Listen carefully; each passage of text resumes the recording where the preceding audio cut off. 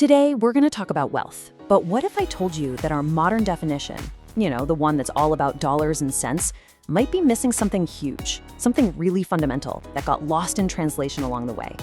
So let's just start with the word itself, because this is fascinating. The word wealth we use today comes from the Middle English wealthe. But if you go back even further to Old English, the root was wela.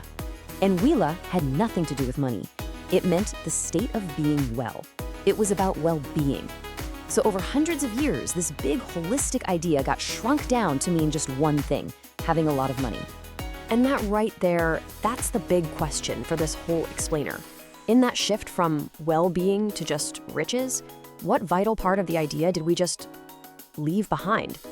To figure that out, we have to start by understanding the modern blueprint. So yeah, let's start with the blueprint we all know, the mechanics of money.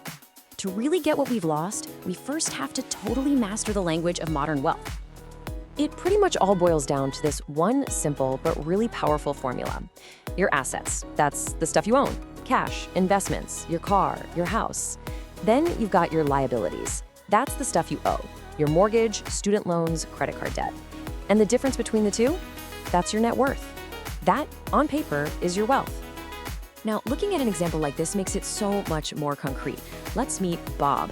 If you add up all his assets, he's got about 46 grand, but he owes almost 25 grand. You do the math, and his net worth is $21,600. It's clear, right? It's easy to count, but it is absolutely not the whole story. Not even close. That's because the formula is just a snapshot.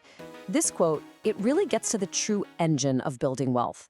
It's not about how much you make, it's about how much you keep. See, wealth is a behavior. It's a discipline. It's not just a paycheck. And that idea right there shifts us from the mechanics to the mindset. Which brings us to the mindset of money. And this is so crucial because understanding the psychology behind wealth is everything. As we're about to see, getting wealthy and staying wealthy are two completely different skills. Morgan Housel just nails it with this quote. Getting rich?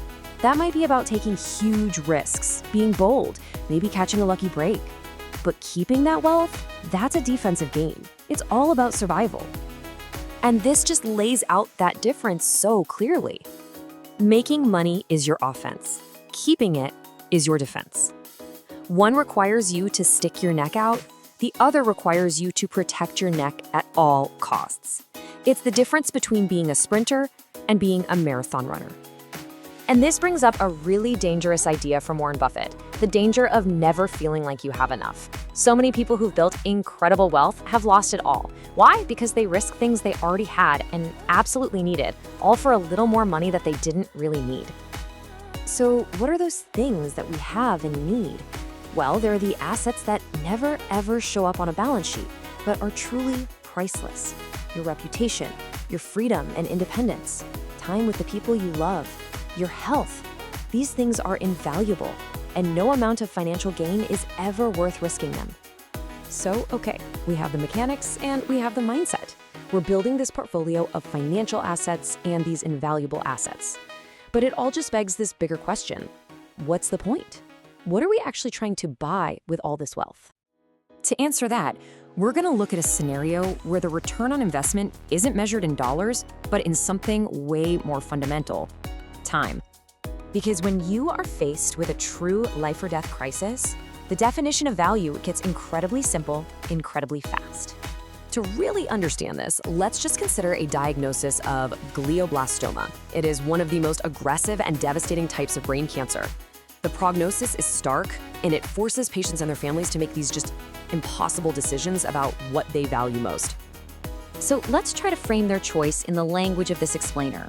It's basically an investment decision. On one side, you have conventional radiation. On the other, a more advanced, highly targeted treatment called proton beam therapy. You can think of it as a high-risk, high-reward investment strategy, but for your own life. So what's the potential return on this more aggressive investment? This is where it gets unbelievably real.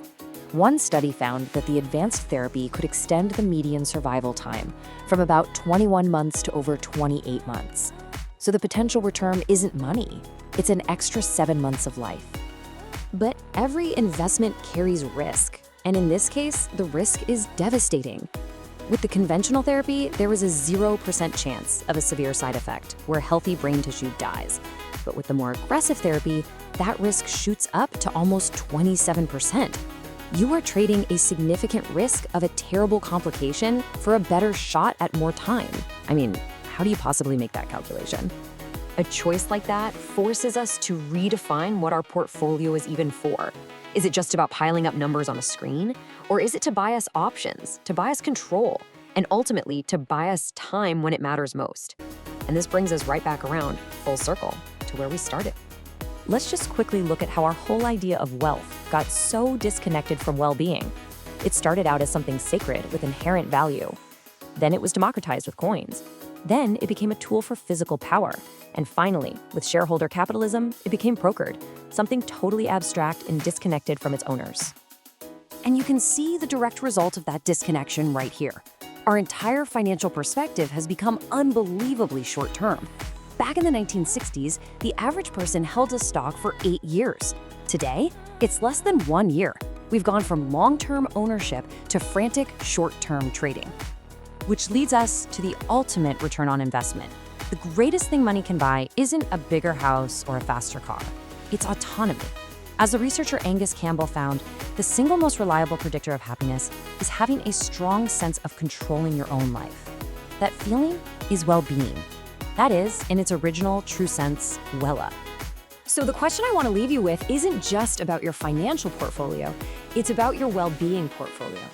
Beyond the balance sheet, beyond the market returns, how are you investing in a life that is truly, deeply wealthy?